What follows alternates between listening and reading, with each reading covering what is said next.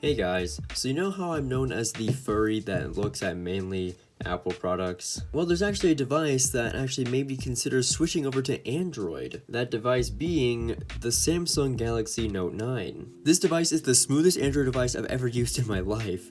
It's snappy, it loads apps basically instantly, and the experience is really nice. And to be honest, I don't even use my 14 Pro as a camera for these videos. I use multiple other ones where I can still just use the AirDrop feature, while still saving the storage on this one. Speaking of storage, this is a whopping 512 gigabytes of storage, which is absolutely insane, and I probably haven't even used like 80 gigabytes of it. Yeah, no, look at that, only 63 gigs used. And you guys are probably like, well, if you are saying all these amazing things about this phone, why haven't you switched yet? And the answer is, the iPhone 14 Pro and over do not have physical SIM card slots in the United States. Thanks Apple, we love your design choices. Anyways, more stuff that I love about this phone is that you have a choice of both a fingerprint sensor and a facial recognition scanner. I chose the fingerprint sensor because it works so much better, and I think it even surpasses the iPhone sensor, because even just laying your finger on the sensor unlocks the phone. Whereas on the iPhone, it flashes the lock screen before letting you in. It's not that much of a difference, but that time adds up when you need to do something urgent.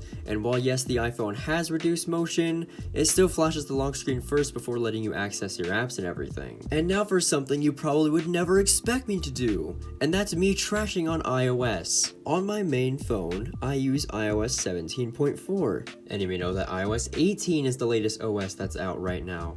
So why am I not on it? Well, for two really big reasons. Number one, the Photos app fiasco. Why does the Photos app need to be all cluttered like this? Not to mention, why are all the albums and crap at the bottom? In iOS 17 and under, it's so organized, all in the albums you have made and can easily access right here. I hate this by month, all by year crap, especially if it's in the main page. Let's talk about issue number two, the Settings app.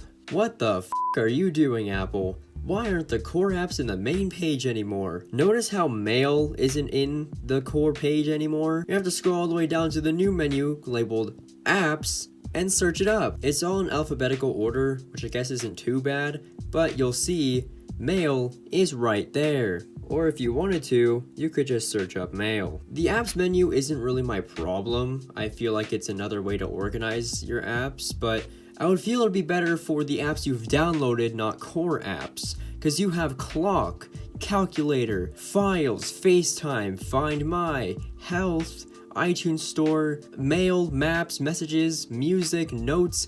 All of the core apps are inside this separate menu. I brought up Mail because my grandmother recently upgraded from an iPhone 12 to an iPhone 16, and she was trying to remove an email that she didn't use anymore. So of course, I offered to help. Then I couldn't even find where the Mail tab was, because in iOS 17, it's right smack on the front page. The last thing I want to talk about in settings is the auto brightness toggle. You would expect it to be in display and brightness, right? Well, no! You want to look up auto brightness?